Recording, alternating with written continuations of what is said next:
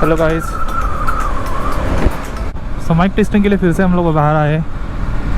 सो मैंने cut shot करके कल देखा वीडियो, बट नहीं, उसमें थोड़ा प्रॉब्लम था। मेरे चिन के नज़दीक था माइक, सो मेरी चिल्लाने की ज़्यादा आवाज़ आ रही थी instead of speaking at mild. So मैंने तय किया कि मैं फिर से थोड़ा सा ये वीडियो शूट करके मैं एक बार थोड़ा धीमी गति में, धीमे आवाज़ में थोड़ा बात करके देखूँगा कि कितना अच्छा है। यस, नो डाउट माइक और गोप्रो का सेटिंग बहुत अच्छा हुआ है एंड आवाज़ भी क्वालिटी बहुत अच्छी आ रही है। माइक जो एक्सटर्नल है, जो वो मेरे बाइक की आवाज़ को भी रिकॉर्ड अच्छी तरह से कर पा रहा है। सो या, बाय द वे, आज हम लोग KTM है, this is my cousins bike, KTM Duke 200 BS6 variant. थोड़ी देर बाद मैं आपको बाइक दिखा दूंगा। अभी हम लोग जा रहे हैं ट्रायम्फ के शोरूम में। ऑलरेडी मेरा भाई और मेरा कज़िन जिसकी ये बाइक है वो ऑलरेडी पहुंच चुके हैं ट्रायम्फ के शोरूम में। मुझे ये बाइक टेस्ट राइड भी करनी थी, बहुत दिनों से टेस्ट राइड करना था। सो अभी मौका मिला है, सो अभी मैं टेस्ट कर रहा हूँ इसको।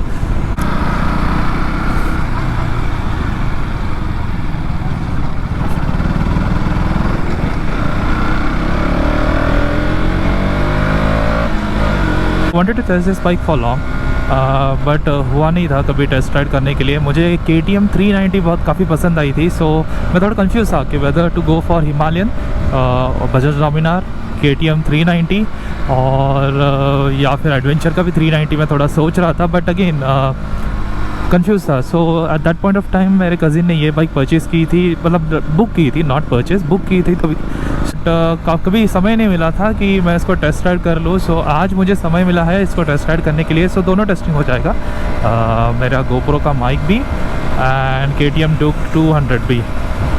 सो या, फर्स्ट इम्प्रेशन, मैंने KTM की बाइक पहले भी चलाई है। So first impression is race काफ़ी स्मूथ रिफाइंड है।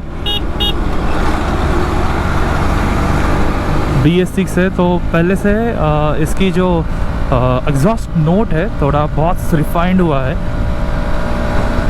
एंड मैं अभी 5th गियर में हूँ, मोर देन 80 की स्पीड है, सॉरी 80 है, but still I am very much comfortable riding this bike.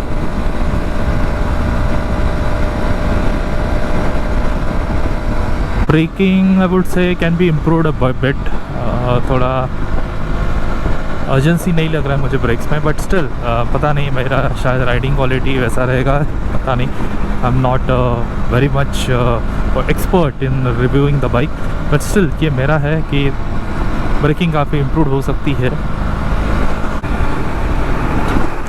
Suspensions wow काफ़ी वेल है, मतलब गड्ढे महसूस नहीं हो रहे।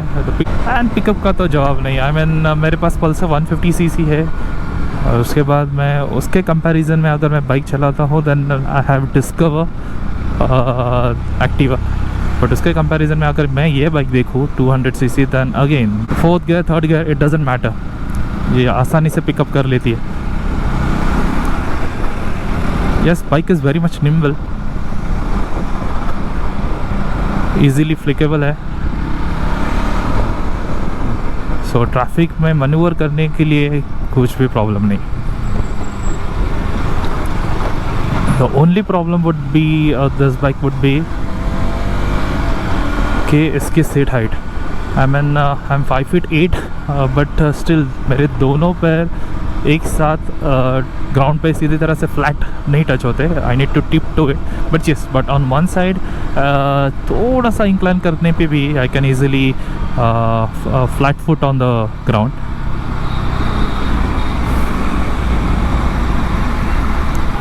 Gas for KTM Duke I mean 5 out of 5 stars, smooth, very smooth, buttery smooth. बस फील भी नहीं होता कि मैंने क्लच प्रेस करके लीवर अप किया है, इतना स्मूथ है। So full on marks to for gear शिफ्टिंग्स।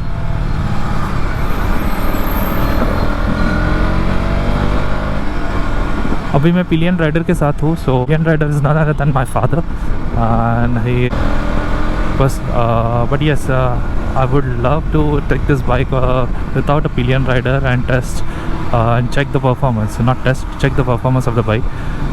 But yes, मैं एक ही बात बोल सकता हूँ कि अगर 200 कैटेगरी में मतलब आई मीन जो लोग सपने देखते हैं कि they want to go for high end bikes और premium bikes with great powers, so I would recommend this bike for them because 200 CC है. सो पावर क्या चीज़ रहती है, आई मीन कैसे वो टॉर्क बढ़ता है एंड कैसे ईजीली पावर बढ़ता है. So they should definitely go for KTM 200. जिनके लिए स्पीड मैटर करता है, I would say yes, go for this. थोड़ा हाथ साफ कर लो पावर के लिए. कैसा है, instead of directly jumping from low end bike to high end bike, so I would say कि स्टेप बाय स्टेप अपग्रेड करो. आई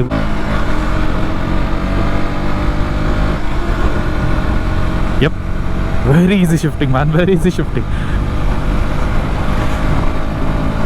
भी फील नहीं होता आप गियर चेंज कर रहे हो, इतना बटरी स्मूथ है. as well semi with down shifting as well, pretty decent. so gearbox KTM का it's very smooth. And bike का तो जवाब ही नहीं, वेरी निम्बल. आई मीन मुझे बैठते समय जस्ट मैन्यूवर करते समय फील हुआ था, but once I am on it कुछ भी फील नहीं हो रहा है. इसका वेट इतने लाइट है. तो अभी थोड़ा एम्प्टी रोड है, ग्रेजुअल इंक्रीज़ कर रहा हूँ मैं पावर.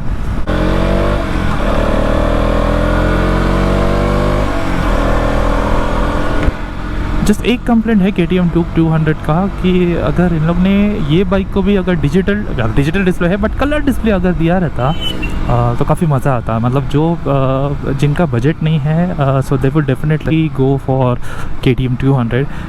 बजट का भी सवाल नहीं है एक्चुअली. अगर कोई 200 लेना चाहता है, सो बहुत सारे यंग जनरेशन इस गाड़ी को प्रीफर करेंगे. सो कलर डिस्प्ले दिया रहता, सो बहुत लोगों को वो पसंद भी आएगा. Even though it's a small instrument cluster, काफ़ी सारी इन्फॉर्मेशन प्रोवाइड की गई है. ऐसा नहीं है कि कुछ इन्फॉर्मेशन मिसिंग है या फिर इंस्ट्रूमेंट क्लस्टर को देख के कुछ पता नहीं चलता. नहीं, ऐसा बिल्कुल नहीं है. बट स्टिल एक कलर डिस्प्ले की एक और ही बात होती है. सो अगर वो चीज़ होती तो वाह, लाजवाब. I am really not sure whether KTM externally provide करती है display to get it change. But अगर देती रहेगी देन अगेन बहुत सारे लोगों के लिए ये क्वाइट अ गुड अपग्रेड रहेगा.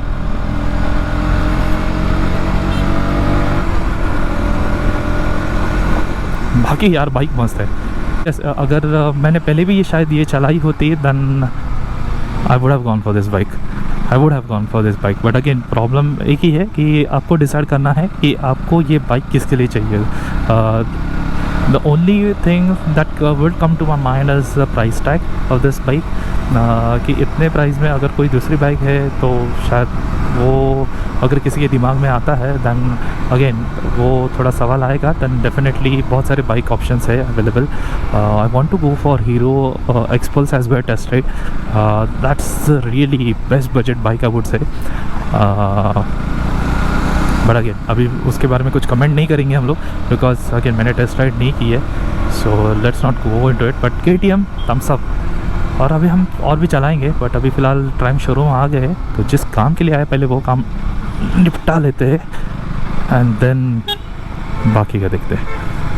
ठीक है, मिलते हैं थोड़ी देर बाद. तो उस दिन तो व्लॉग मैं बराबर से एंड नहीं कर पाया था. मैं शोरूम से निकलती ही बारिश स्टार्ट हुई थी and that's the reason I was not able to vlog it. मैंने कैमरा को बंद करके बैग में रख दिया था. So this is the same KTM Duke 2020 BS6 variant जो मैंने टेस्ट राइड किया, जो ये मेरी कज़िन से बिलोंग करती है.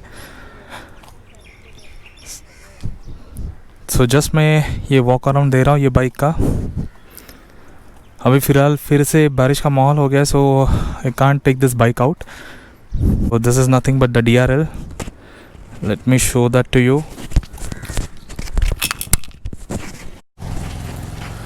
सो ये है इसके DRLs जो ऐसे दिखते हैं. this one. So this is the only difference. So this is the only difference between BS4 variant and BS6 variants. Yes, there are a lot of technical differences that have been made, but मैं वो details में नहीं जाऊँगा. टंकी का shape थोड़ा अलग सा किया है. सो पहले जो BS4 वेरिएंट था उसमें टंकी का शेप थोड़ा और पीछे आता था. सो वाइल राइडिंग थोड़ा टंकी बीच में आती थी. So at that point of time many peoples complain that when you are doing an emergency braking at that point of time it causes a complaint. Tail lamp थोड़ा change किया है. This is how the tail lamp looks. और पहले जो KTM थी वो single frame में थी, बट इस टाइम डबल फ्रेम में डिवाइड किया. So the reason behind doing this is, अगर गाड़ी का बाई चांस अगर एक्सीडेंट होता है तो सिंगल फ्रेम रहने के कारण गाड़ी का इंश्योरेंस क्लेम भी करते हैं तो खर्चा बहुत ज़्यादा आता था. In this case when it is divided into 2 dual frames, तो अगर जिसका आता है तो खर्चा भी कम आएगा. सो एक ही सिंगल फ्रेम चेंज करने की ज़रूरत रहेगी. हीटिंग के मामले में मुझे तो कुछ प्रॉब्लम नहीं है, मुझे कुछ दिक्कत नहीं है. गाड़ी हीटिंग नहीं था, रोड्स भी थोड़े खाली थे. सो उस वक्त मुझे कुछ प्रॉब्लम ही महसूस नहीं हुआ. Suspensions yes, very good. So nothing else, that's it from my side. So stay tuned to please like, share and subscribe. More vlogs coming to your way. That's it then. Till then, bye bye.